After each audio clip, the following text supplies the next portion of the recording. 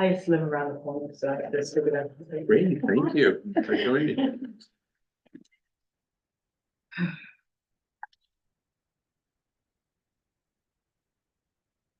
We were having this meeting. Yeah. Yeah. Checked earlier, I was like, please don't cancel. Please don't cancel. We can't. Good, good. So we're ready when you are, Rich. All right. Well.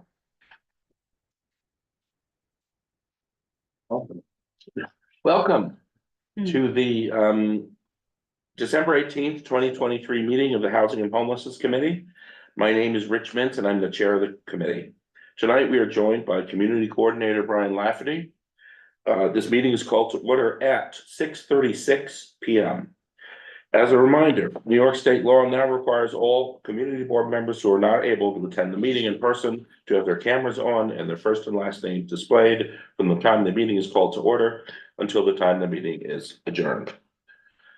Members of the public who are attending virtually, you can raise any questions or comments that you have through the Q&A feature of Zoom. Members of the public who are here in person, you can raise any questions that you have by raising your hand. If there is time following the committee discussion, we will feed questions from the public. We need a volunteer to take minutes tonight. If you're able to take minutes, please let us know. We could do it. Have you done it, been doing it over and over? I mean, I've done it a few times, but that's all right. I'll put some in the bank. All right, I'll let you do it.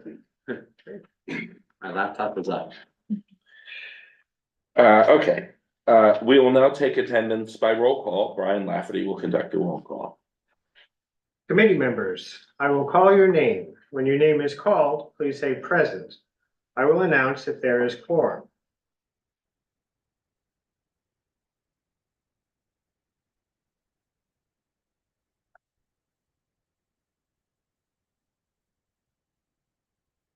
Abby Kruzmark, Not present today. Eric Goldberg, Present. thank you. Livia Shrednick, Present. thank you. Miriam Roof, Present. thank you. Matthew Weintraub. I'm not hearing anything, so I'll move on.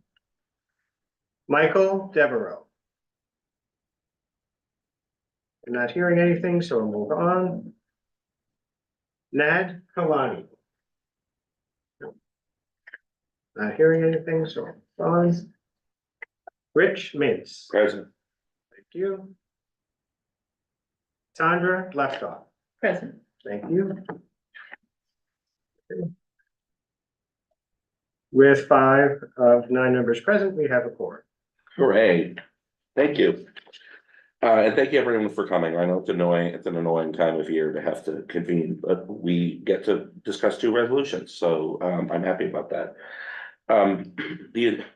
Excuse me, the agenda for tonight's meeting was distributed ahead of time by the board office and is reflected on the screen before you.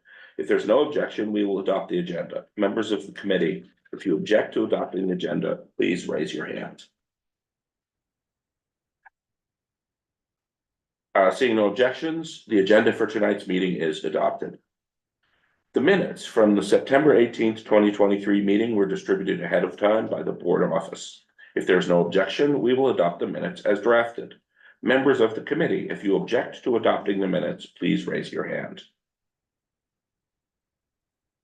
Seeing no objections, the minutes from the September 18th, 2023 meeting are adopted. They will soon be available on the CB6 website. Now some ground rules. In order to conduct an efficient meeting, please note, number 1, no one may speak until granted the floor. Number 2, committee members who are here in person, if you have a question about committee business or wish to make a motion, please raise your hand and I will identify you so you can speak. Committee members unable to attend in person, if you have a question about committee business, you may raise your hand through Zoom and I will identify you so you can speak. All committee members, it is extremely important that one person speak at a time so that members of the public watching at home can understand what is being said by each committee member. The chat function for committee members present via Zoom should not be used for committee business or questions about agenda topics. All such remarks should be made on the record by raising your hand through Zoom. Chat should only be used to alert us to any technical difficulties you are having or to state in writing information like an email address that was already stated aloud on the record during the meeting. We are now ready to move on to the agenda topics. We have two resolutions that have been ripening during the past 2 months that we haven't been able to meet due to issues of quorum. And I'm pleased that we're going to be able to discuss them now. The first agenda item is our proposed resolution on the right to shelter mandate in New York City, which is something that we discussed in our last meeting. The resolution is drafted by Abby Kruzmark, who is not here. The context here is that, as a reminder, that there is a right to shelter established by consent decree taken from the New York State Constitution that says that New York City must provide temporary shelter to anyone who need. That is one of the reasons that we have a low rate of unsheltered homelessness. There is pressure to eliminate this right and free the city to decline to provide shelter to people who ask for it, which would result likely in homeless encampments and other visible evidence of street homelessness, which would affect everyone's quality of life, not least the people who have to sleep on the street. So our resolution is calling for, will you scroll up so I can see the resolves? We are calling for the right to shelter mandate to be preserved. We're calling on the mayor to collaborate with state and local government to continue to implement responses to the current humanitarian crisis. And we are calling on the mayor and the council to find ways to move people into permanent housing out of the shelter system more efficiently. So that's the context. Is there any discussion that anyone would like to have on the resolution? Any comments or questions from members of the committee? Sandra? Well, first, the question is on the right to shelter, was that a city council vote? No, it was the outcome of a lawsuit about 4 years ago.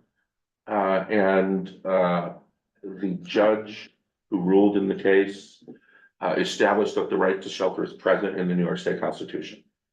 So that was a state, it came in State state court. court? Oh, that's so Yeah. interesting. Yeah. Okay, okay. And in order to end the legislation, the city accepted the mandate via consent decree. Okay, and it says for homeless, I thought the actual thing says anyone who comes to the city who doesn't have a bed has the right to ask for a bed. Yes, that's Homeless- correct. Right, so you could have a home someplace else. So it's just a word, it's not right to shelter for homeless, it's the right to shelter for anyone in the city without a bed. I mean, I request it, and so that's a much broader idea than. I mean, I suppose that Yeah. if you come to the city and you say, I need somewhere to sleep, you can go to a homeless intake center. Yeah. To get a bed. I don't think, I think people who have other options wouldn't do that. No, I'm just, but I was just going to. But if you wording of want, this, right? I wouldn't object to taking the words for homeless, for homeless. Yeah, it's just that it's not, I out of don't the think. Resolution, it's not material Yeah, to the, Yeah. would you, will you hang on a minute? I'll call you after we're done, Okay. with committee comments. Okay. Do you have another issue? Yeah, well, I have I'm just gonna go down. Actually, before you go on, do we have any objection from members of the committee to removing the words for homeless from the language in the resolution? Okay, so consider that edit made by acclamation. Then there's, well, there was one statement and I just want some input. The city's long-term housing and homelessness crisis will continue even when the current crisis of the asylum seekers eases. And I just was wondering what the data on that, but I mean, there was a decline actually, previous to the asylum seekers, so I just didn't know where that, the notion of it would be a continuing crisis comes from. Well, I mean, there is a crisis in the sense that the baseline population, shelter population is somewhere in the range of 70,000, if I remember Right. correctly, Yeah, which I think is still a crisis, even if it's coming down. okay, okay, and, well, the other comment is, I understand what you're doing is, you're stating us being in support of, which is fine, but I also thought, that, when you say the mayor, you saw the mayor, of the city advanced measures to more quickly move people from the shelter into permanent housing, all of which is great, but somehow there has to be something about, the financial resources have to be addressed, taxes, and, you know, some version of, it's sort of my version of follow the money. Yeah. You never say anything about, you need to increase taxes, you need to, the issue of the crisis and the unavailability of housing is a complicated one, but certainly the lack of funds. Yeah, So I thought that It's a should good be in point. there somewhere, like. we have fund in the second resolve, but not in the third resolve. And Well, I guess that's right, work, it just says work of fund and implement, yeah, I just think this issue of taxing, who's gonna get taxed, really the, you know, the sort of refusal to tax the people who need to be taxed, it somehow should be said. do you think it would address that if in the last resolve, we change it from advanced measures to advanced and fund measures? I would probably, well, I put down, but I didn't work it out very well. Resolve that that city government act to increase the financial reserves through new taxes and then go from there. But that says it very, people may not agree. Yeah, I don't think we can go that far No. in this resolution. Yeah, I mean, I guess just my reservation would be is that it's not clear that you need to do that in order to fund this, right? The city has $110 billion budget, Surplus? No, budget, right? And you're making decisions within that on what to fund and what not to fund. You could do it within the current budget. You could look to expand, your resources, or you could make prioritizations within it. I'm not sure I'd want to be prescriptive around how the city should decide to fund this mandate. And also, I mean, There's a lot of thinking, discretionary, sorry, there's a lot of discretionary Yeah. choices the city has to make. This one's not discretionary, but as far as we know. even more practically, we can't present a resolution calling for tax increases from Why this can't we? committee. I mean, it won't. no, I just, so I I understand think what the you could, limits of the you probably resolution are. could, We but you're could. just saying that it would, People it get, would create a lot of. That would be the whole conversation. discussion. Yes. Yeah. well, sometimes it's better to have a discussion. Fair than enough. Well, you just you say, I know. think you would want to separate the two issues, right? Do you want to increase the tax base separate from, do you want to preserve the right to shelter? Yeah, exactly. I mean, I actually think it's, I mean, I will just say as my own opinion and not the opinion of Manhattan Community Board 6 that our taxes are too low. But that is, I wasn't volunteering my tax. I know, but let's, I would concur that we should keep that issue to a separate discussion and just focus on. So does anyone have any objection if we change advanced measures to advance and fund measures to directionally support, the point that's on Rosemary? Okay, so we will make that change. Do we have any other comments from members of the committee before we call on our visitors? I have a comment. Yeah, please. Just thinking about the reason behind this resolution. Yeah, I like that one of the earlier whereas that we can't see says, New York City has among the lowest rates of unsheltered homelessness. yes, But I think it's also important to put somewhere in there that we also have either the highest or second highest homelessness population. Right, just thinking about like the need for this. yeah, So even if it's the lowest rate, one of the lowest rates, like we still have one of the highest rates when it Yeah. comes to homelessness, generally speaking. that is a That's a good great point.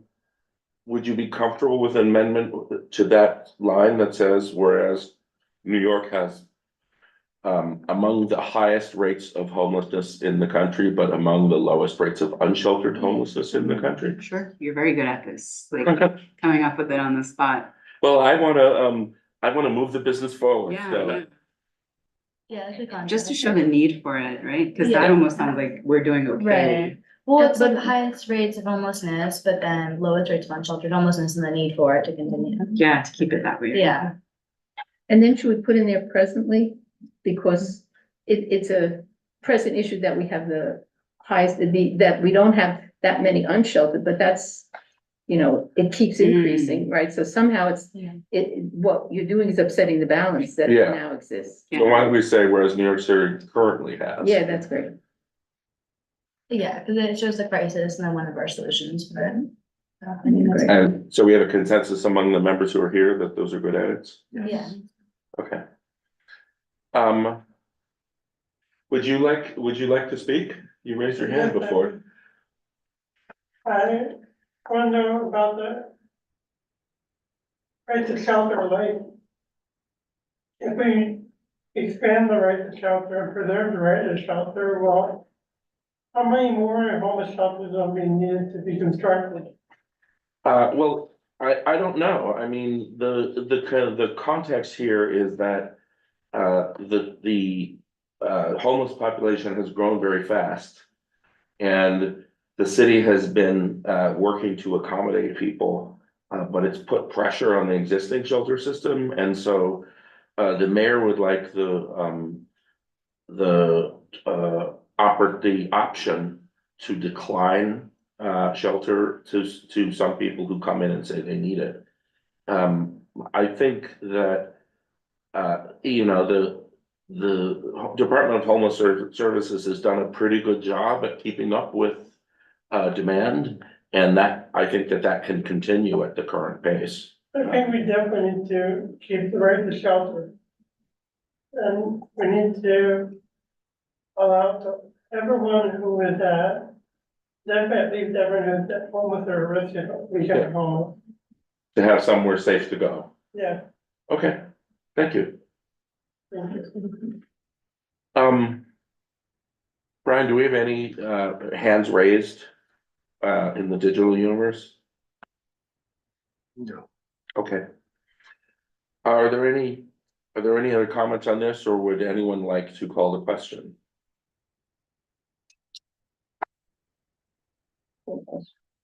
Sandra would like to call for a vote. Do we have a second? Second. Second. All right.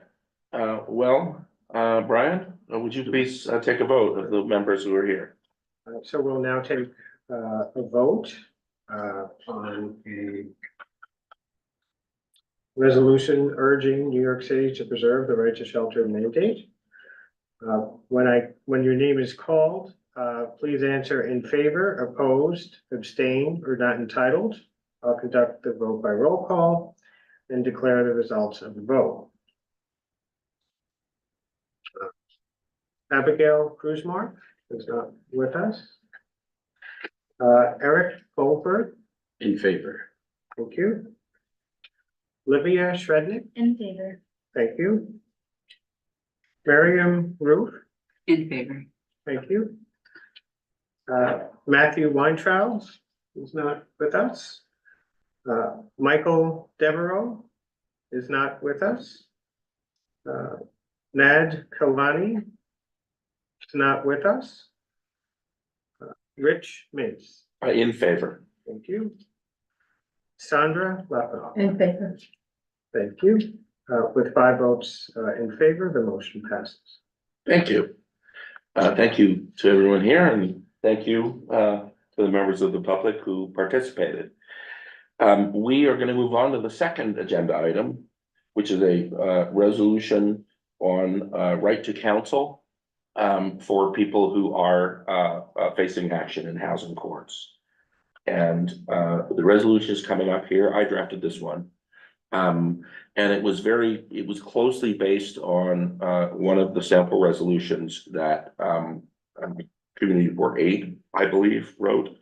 You'll recall that, we had a, speaker on this topic, at our last meeting, who went through, the subject.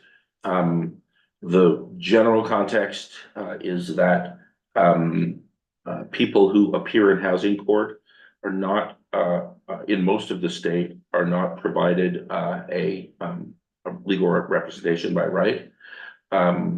Which means that they are at risk of, making technical errors that, result in an adverse judgment. The housing court system is complicated. The consequences of, being on the wrong end of an eviction judgment can be very serious. If you'd scroll, down just a little, please, Ryan. We have a right to shelter, a right to counsel law, in housing court in New York City, which is 6 years old. It was, rolled in incrementally. It has, proven to be very successful in, protecting tenants from eviction. And, there's a statewide bill, under discussion that would create a similar right, throughout New York State. It has, strong support, in, the Assembly and in the Senate. It should pass. We want it to pass, or at least that's what the resolution says. We'll see whether we want it to pass after the vote. And we're calling for it to pass. And, if you scroll down so I can see the very end. And that it be funded, which is important. This is something that, the Community Board 8 resolution had, and that we, obviously want to ask for, because if it's unfunded, it just becomes, a mandate pushed down to all the jurisdictions, that may or may not be implemented. So that's the resolution. Do we have any comments or questions from members of the committee? You go first. No, I was just gonna, No. you go ahead. Okay. I want to know about the funding. My understanding was that the right to counsel in the cities had a problem because there wasn't fund, they were running out of funds. Is that true? Is that not right? That is Yeah. true and related. Right, and so the question is, what does it mean when it says fully funded? What is being funded? Who's paying for the lawyers? I mean, and where does that, was that? what you Funded mean in by this that? context means that the state would, fund the program. And it would pay the It lawyer would pay, fee. it would fund the, yes, exactly, it would pay to hire or contract for lawyers. Okay, and just briefly, what happened, even if you know, what happened in the city that kind of it seemed like it ran out of money or something? Yeah, I think it was underfunded, and so, there was a backlog. Okay, I Yeah. see, but fully funded. I got it. Yeah. Okay, thank you. No, I was gonna ask the same thing in relation to your comment on the other Yeah. resolution, just around funding. And to what extent it sounded here like there's a dedicated funding stream Yeah, that's associated with the city program. I don't know if there was, it sounds like there's a dedicated funding stream as opposed to just from general. Yes, I Yeah. think there is a Yeah, it ran out of dedicated money. funding Yeah. stream that wasn't big enough. The thing about the city program is that, if I understand correctly, it was rolled in zip code by zip code, over a period of a few years. Starting with the zip codes where the people that had the largest share of people in need of counsel. And I believe it went citywide about a year or 2 years ago. And I mean, the underlying issue about that is that COVID drove the number of people up who needed the service. So, Right. it wasn't funded to accommodate that degree of need. Yeah, and I was just curious, I guess. In some ways, I thought there's only a certain number of cases that could go through the courts no matter what, because there's Yeah. only so many There's a maximum. courtrooms and judges. Oh, you mean in terms to of your- capacity? Right, Yeah. to your cases, so I Yeah. didn't know, like, if they actually expanded, given, and I think there were some programs to kind of move cases through the courts in a quicker way that would require more funding, so you can't forecast to be like, hey, we've got 7 courtrooms and Yeah, 3 cases a day, and you know, this is the maximum. well, eviction Yeah. proceedings were halted for Yeah. a long time, and then about a year ago, Yeah. the halt was lifted, and suddenly they had this huge backlog that they have to push through as fast as possible. Okay, thank you. Any other comments or questions from members of the committee?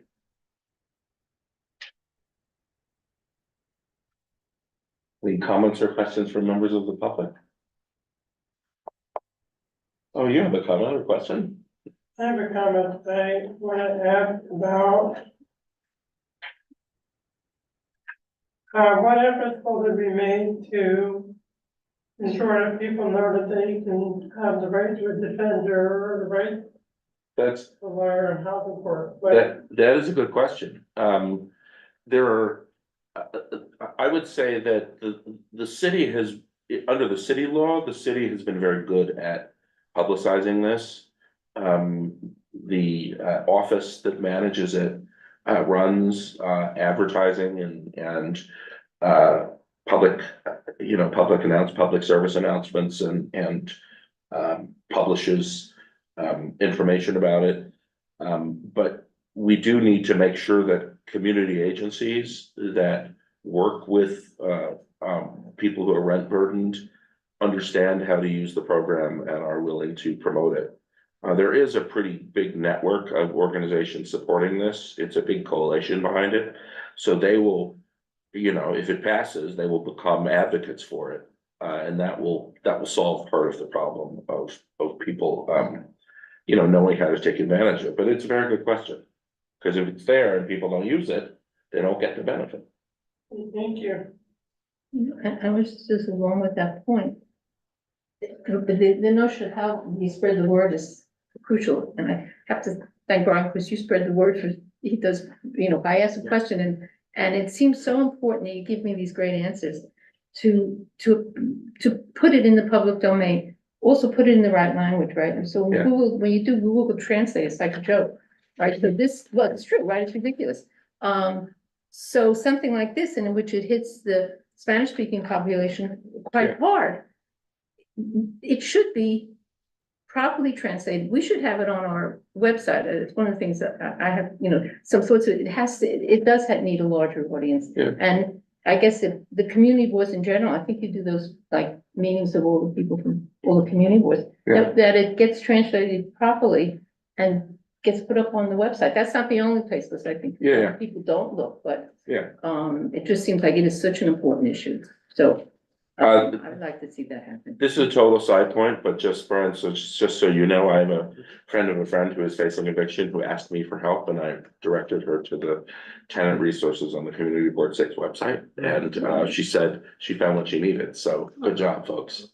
No, I think, Brian, you've been. She doesn't even live here. Yeah, you're a great researcher. All right, do we have any hands raised in the digital world? No. Okay. Do we have any other comments or questions? And if not, would anyone like to call this to a vote? Yeah. Okay, all right, great. So everyone has played a part. Thank you. All right, Brian will take a vote on this resolution.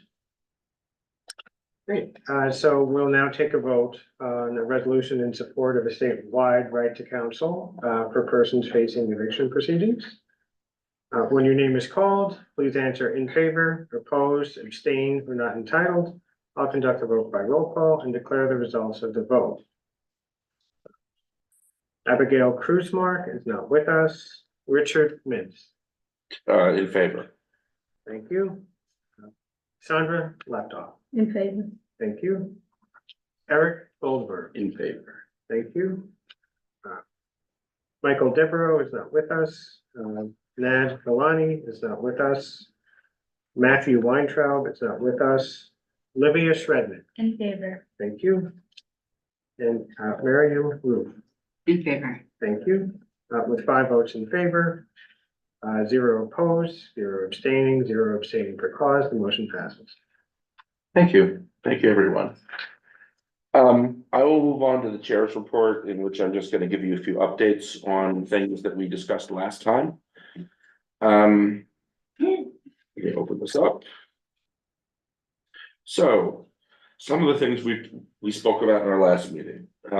First of all, the shelter, that we had been discussing, at 130 East 39th Street at the corner of Lexington, in the building that used to be the Lexington Hotel and the W Hotel, has been operating. It started operating, at some point in, October. Around the 1st of October, I think. I have not heard anything about the progress of that. Brian, do you have any information about issues there? No. Okay. If anything is called to our attention, I'll let you all know. Regarding migrant asylum seeker students in DOE schools in our district, we are cooperating with the education committee to try to help ensure fair funding for schools whose enrollments have changed as a result of an unexpected influx in asylum seeker students. And we may be asked to co-sponsor a resolution with the education committee. I just want to let you all know. Regarding our relationship with the Department of Homeless Services, we were introduced to Marsha Horn, who's our new DHS representative, replacing forget. Do you remember the name of the last one? Leilani. Leilani, yes. Since then, unfortunately, Marcia has also. Oh. All right. Well, Marsha was great. That was going to be my report. I hope she Love Marcia. has a lovely time in her new position, whatever it is. But I mean, more generally, it wasn't just her. We also talked to people involved in street outreach from the Department of Homeless Services, from DSS.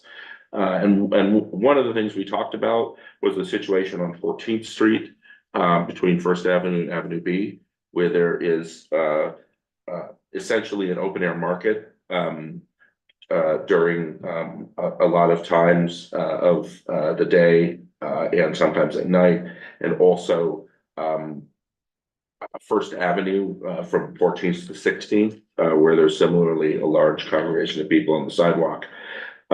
They basically said, if we want to convene some sort of community conversation about what the right response to that is, they would be happy if we did that. Because they can't really advocate for specific actions because they are implementers.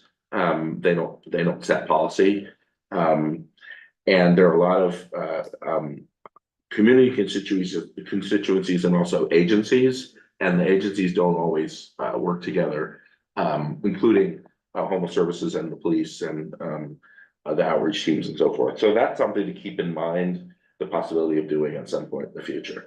I think, Rich, oh, go yeah, sorry. I was just gonna say, I think we should have a call with whoever replaces Marcia. Not to like go over plowed ground, but still, we should know who it is. Oh, is the question the sort of the commerce that takes place, that people are setting up tables and selling things without permits? No, Because it's not the permits. No, not the permits. I'm just saying, like, I see that and I like Yeah. walk by and I'm like, oh, is this just, I decided to I mean, it's sell some purses? no, I mean, or it's is this just that it's been a permanent fixture there for years? a right, permanent fixture. on 14th Street, so I didn't know what the regulatory framework was. Is this allowed there and it's not being enforced, or it's not allowed? It's not allowed, Okay, and because it seems like it it's is been going on for like. it's on the 6 verge years, yeah. of being an extended homeless encampment.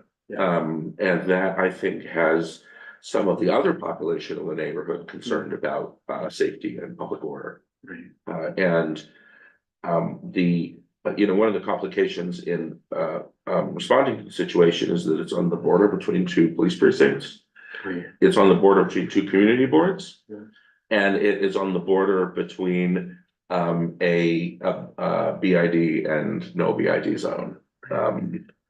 So. And have we heard from like the businesses on that block? I mean, I presume they're not, I think they're not happy. yes, yeah, I'm just, that's why I wasn't sure if it was, Yeah. to be honest, it was permanent, because it's been 6 years, easily. Yeah. 10 years, Yeah. right? I mean, you walk down there. I I didn't know think- if it's affiliated with the church and that they were, like, I didn't. Yeah, know a lot I of have the always context. assumed that, Yeah.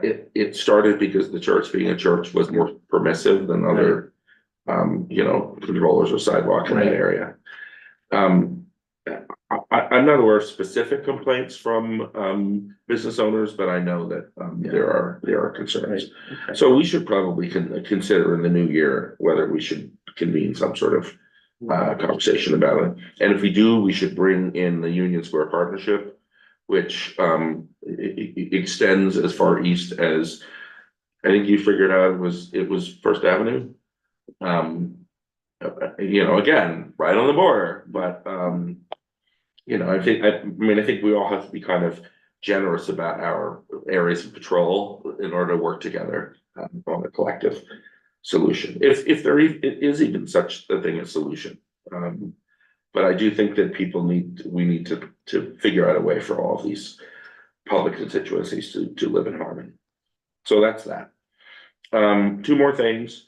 One, Sandra has proposed that we call for some sort of mandate that would require that where condos and co-ops have rent stabilized tenants, that they have a representative on the board. And the next step to figure out whether we could do that would be to reach out to a DHCR and find out what legal authority the city would have to mandate rules for how co-op boards would be made up. It'll be harder with co-ops, but it might be possible to do with condos, and maybe with co-ops, who knows? So did I characterize that right? Yeah, except, it was like a year or so, it was a long time ago. I remember at the time, I can't remember who I called about Yeah. it. It may have been Carlina Rivera's office, but whoever I spoke to said, you're just in a legal mess. That was the comment of it. Yeah. If you're gonna invest your time, it'd be worth another call. It's a significant issue for people caught in that Yeah. situation. Are you one of those people? I am one of Yeah. those, so I know it only too well. Yeah, It's a really two-class system we wound up with, and it's really bad. yeah. But, I was sort of pulled back from it because I thought, oh, I don't wanna, you don't wanna start doing Yeah, it's something okay to that's- look but- into it again. But though. it I would mean, be, who yeah, no, knows? absolutely, I think it would be, it would be great, and you're trying to get a presence and a voice, particularly paid out badly during COVID and so on. Yeah. So, And Anyhow, do you think yeah, it's legislative? Because often I feel like you have to legislate to say, hey, this is how entities are comprised. Yeah, I Yeah. People from different, I know other boards, like for instance, school boards, there's legislation that says, you need representatives from all these different constituencies. Yeah, it would almost certainly be state law, Yeah. and oh, one of the things Yeah. we should look into, you don't even wanna go there. no, I That's do, what I I'm- thought it was building by building, that would be great if also someone else spoke, made the call about Yeah, it, because yeah. I'm gonna only hear the downside, Yeah. but, I think what I was told, but again, it should be pursued, that the condo board makes its rules, but that's a great point, that if there's state law about it, I assume they Right, can't they make a make their law rules Yeah, within context exactly, of that. exactly. of the state Yeah, law, so yeah. that's a great point. And the other thing I would say is just to give a little thought, are there other constituencies that you think should also have representation? Like, what do you think? I don't know. I haven't thought about it. I was Yeah, just I saying, The rats. if you're gonna propose, right, that there's a carve out that you're making a distinction between stabilized and market tenants. Yeah. What are the other things that It's a great maybe, question. I don't know, no idea. Okay, Just to give it some thought, I was gonna say, if you're gonna put it forward. yeah, no, that would be. I could too. Yes, give it some thought, but I was just, Give us a- nothing came to mind immediately. But Oh, I'm sure there are, Yeah. yes, I should probably have a conversation with Carlene Rivera's housing person yeah, as a next step. sure. I think it's my student though. Oh, No, it's fine, dude. But I think there are also, yeah, she might know also, I would think like, would be, Riverside, Goddard Riverside, because they've got all the lawyers there. You know, it's on the Upper West Side, doesn't matter. You know, Goddard River. No, what is it? Oh, Goddard Riverside, they call it Goddard Riverside Law Project. They were very big on the right to counsel. They're really the ones pushing Oh. it on the Upper West Side, but they're a great, a not-for-profit deals with housing on the Upper West Side. Yeah, that's a great, With a that's, great, Yeah. legal staff. yeah, So that would be, and also Carly Rivera's office, but I think they would be much more sophisticated. yeah, I'll talk to them, Okay. talk to them instead.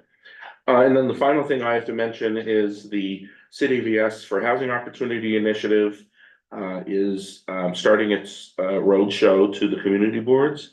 I believe that they're coming tomorrow to land use. This is the third of the three. Brian, you don't happen to know, do you? Yeah, they are on the agenda. They are, okay, I was just gonna check.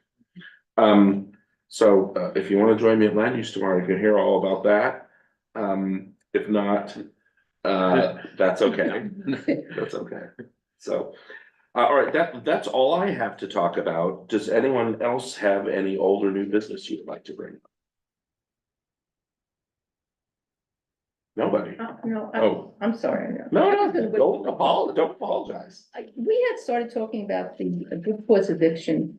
Yes, This went back 2 years, and I think were you talking, you were at Waterside? Yeah. Yeah. And you gave that wonderful, you just talked about, you know, what the market rate people face. I thought, I was really taken by it.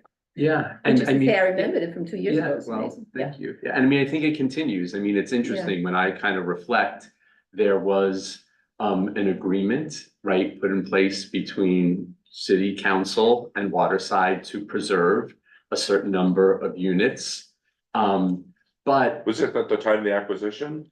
this was before the acquisition, and I think my cynical view is that then the owner used those, used all of the, I don't know the right term, right? Like everything that they got from the city, and then he basically sold it to Brookfield. Mhm. And Brookfield has sort of gone on like a process in the interim of, you know. You mean they consumed the benefit of that agreement and then handed it off And to then sold it, Brookfield? and Yeah, then sold it. And then one of the things that I've said many times is any of these agreements should be null with change of ownership, right? But that's, you know, another piece. So now, just in the last few weeks, we've gotten notice that the parking garage at Waterside has been privatized to a third party. And I know many people in the community, not just Waterside, who use it in Stuytown, Peter Cooper, are concerned that the astronomical increase in the parking rates. I mean, just like everything from the washer and dryer Yeah. machines have gone up, like every single piece is being monetized from even our electric bills. They're going to the city, like right now, it's sort of sub-metered out.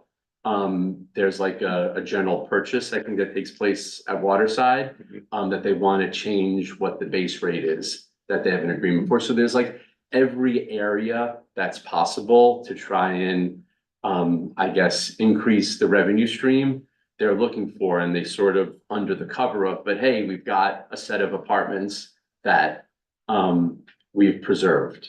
yeah, So it's sort of like opened up, and what you made about Waterside, they got, I think, a 99-year lease for $1 on the land, and a pilot that's, you know, worth millions of dollars. yeah.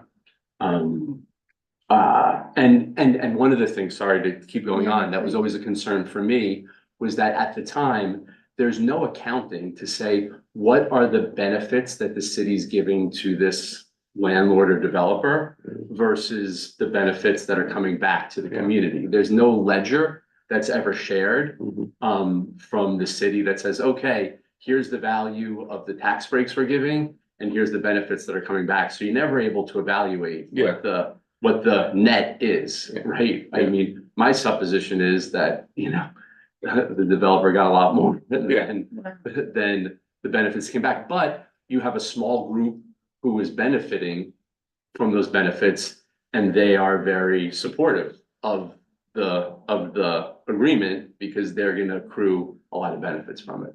So, And is the benefit, is it that they stabilize the rents for the people who, what is the benefit that some people got? Yeah, there's like 30% of the apartments. Yeah, Will have some, affordability. Program associated, they're not necessarily stabilized, they're not under rent stabilization, but there's an agreement. But they have a rent that is set at below market. Yes, Something well like- below yeah. market, yeah. and not the 30%.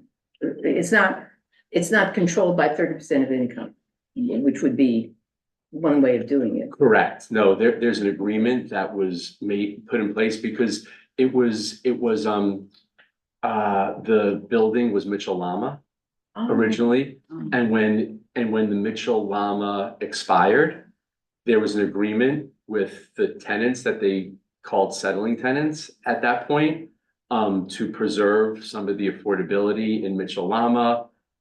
I don't know I'm Yeah. probably not the best historian on this, but there's a long path Yeah, of agreements and deals that have been made over time, to preserve certain aspects of, I guess, the affordability piece. Yes. we got to this Yeah. discussion via Yeah, you raising yeah, question the of, food course eviction, I mean, yes, I haven't So forgotten you wonder that. how much my rent's gone up each year? Yes. But are you in that? No, I'm a market tenant. Yeah, because that's what you were talking. That's also seems to be what they did at Star Town too, Peter Cooper. They sort of buried what they were really up to, which is, don't worry. Yeah. Don't worry, for 30 years after that, you're really in trouble. Yeah. It's anyhow.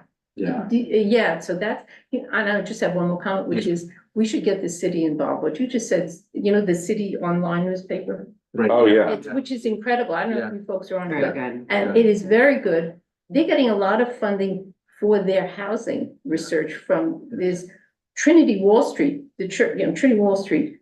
Anyhow, I won't go into, but so they're getting the funding from that. That kind of stuff is, I think they would love And it. the hard thing is not to editorialize too much, but it's Yeah. like, as someone in that situation it's whack-a-mole. So to me, to fight some of these different things, Yeah. it's, they're gonna find their way back then just when it's time for my rent renewal, then just Yeah. my lease will go up more. Yeah. Right, so the question is, how much of the expenses get spread across the Mhm. whole development versus to a portion of the residents? So part of me says, if I was just in my own interest, hey, I'd rather the electric rates go up a lot because then that's spread across 1,500 units versus, the rent.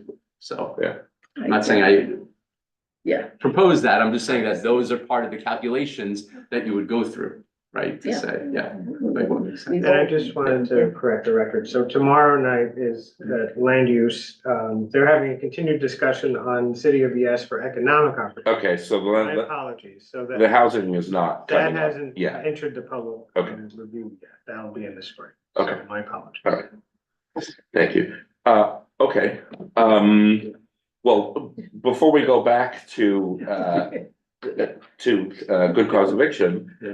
Is there anything we need to do in the short term about this? Well, I don't know if there's short term. I could share something with the group, afterwards with some of the other areas, right? Yeah, And I think, and because I mean, it is the sort of thing that we as a committee should be concerned about. yeah. It's a legitimate Yeah, topic of yeah, discussion. yeah. And I mean, I think to me, the bigger topic is just some of the agreements, Yeah. right, that take place between the city and landlords and developers, Mhm. where there is, to me, a small constituency that benefits greatly from it, Yeah, right, which is anything, like kind of, land use, like, sometimes the outcomes are perverted. I mean, right, as a result. it's Yeah. analogous to Yeah. the situation where they agree to put in a public plaza. Right. They're allowed to build 3 more floors and then they, And I think or so. they build the plaza,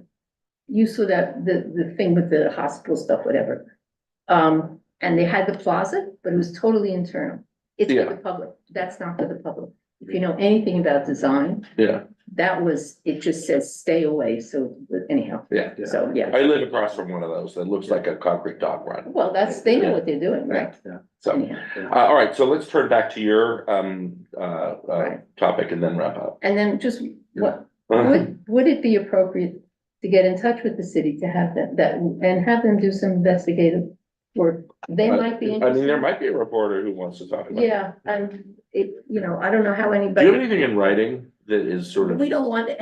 Yeah, You no, no, I can mean, associate. no, I'm happy, there's emails that I have right. No, here. I'm not asking for expose, I mean just talking points, so that Yeah. if I call, Yes, well, yes, I could share that with you, and I think obviously this.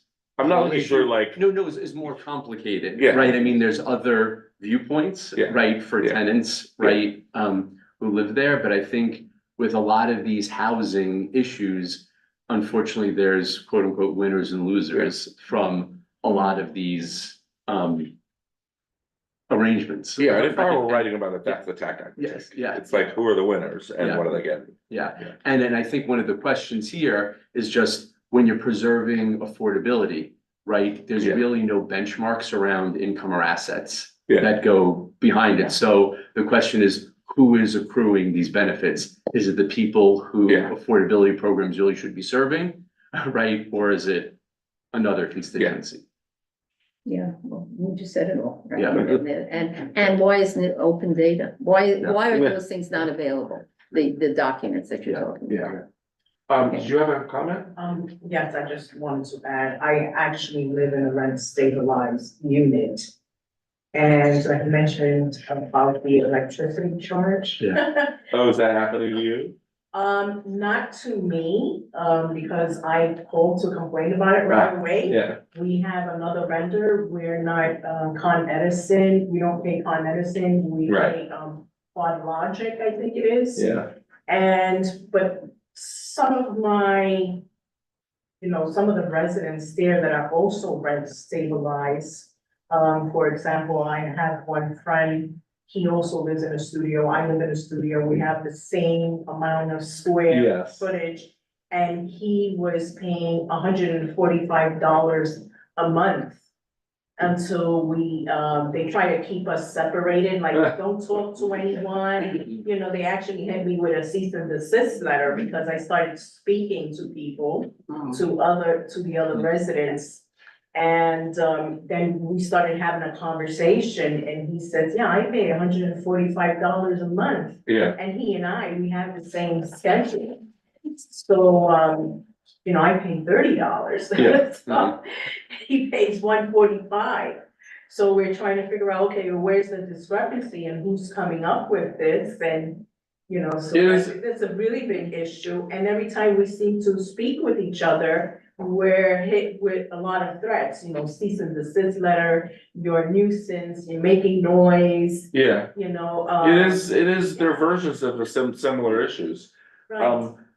Are you willing to say what building you live in, or would you prefer? I live right around the corner, 222 East 44th Street. 222 East 44th. Right, okay. and I'm sorry to say, but we are constantly being threatened there. I mean, even with. You live like right behind this building. Yes. Mhm. Yes. So it's been a really big issue there with the new property manager. We can't even enjoy our amenities. Yeah. Because he's constantly harassing us and intimidating us from using the space which we paid for. Yeah. So it's becoming a very problematic Yeah, for us, and we're under a lot of stress there. So, we feel like they're trying to evict us, so that way they can put the apartment up for market rent, but I don't think he's very familiar with the laws. Yeah. State law. yeah. Well, you sound like a formidable opponent if it came to that. Why, I've done my research. So. All right. I try to, advocate for others and say, okay, this is not right. Yeah. So. Well, I will, to close out this topic, I'll just say that if you need constituent service from our constituent service team, feel free to talk to Brian or email help@cb6.org and they'll help you out. Sandra, Yes. do you want to talk about, Right to yeah. counsel. And I don't know if you folks know, you do know. Good the right cause. to- I'm sorry, Yeah, I'm gonna get there. Do you know good cause eviction, just the little brief thing on it, yes? Yeah. Yeah, so, right, so right to counsel is a very good topic, it's just the wrong one. So good cause eviction it's in the state legislature. And For very, the third year. and we can get rid of our governor, but that's another issue. But what it's an attempt to basically, maintain the rents, like in rent stabilized apartments, to not have free reign to increase the rents by whatever one wants to increase them by supply and demand.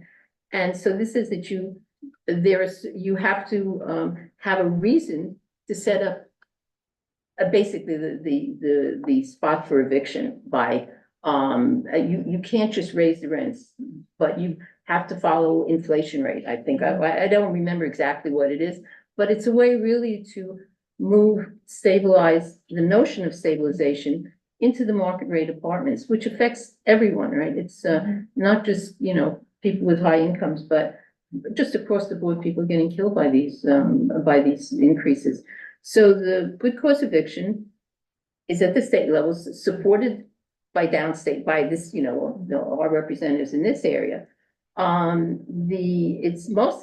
think last year was the governor was sitting on it. Yeah. Because she gets all her money from real estate, and as does our mayor, but that's a separate, take that out of the minutes. But so there's a real need to make that much more public, I think. And however one does it, it seems like such an important issue. If I recall that it was Senator Meyer's office that was the one who was propelling it, Zoller Meyer of Brooklyn. I don't. And if I remember right, they kicked us to January. What do you mean? I mean, there was nothing more to talk about until the session, the new session. You mean that's Yes, coming up? yeah, it's coming up. And then what would happen? And then we can find out if it's gonna be reintroduced. Okay, and so who would then reintroduce it? Well, I think it's the same legislators that have been carrying it come back. Okay. I don't know if it's a matter of reintroducing or just no action was gonna be taken until the new year. So, I should just call them and see what the status Call the is. Brooklyn person? Yeah, Senator Meyer. Okay, and then we can, so I think what we were thinking about when this came up was to have a town meeting and have. Yes, that Right, is right. that was really, that's the best I can remember, maybe you can remember more of it, that we would, just be an opportunity for people in the community to talk about, to get some information,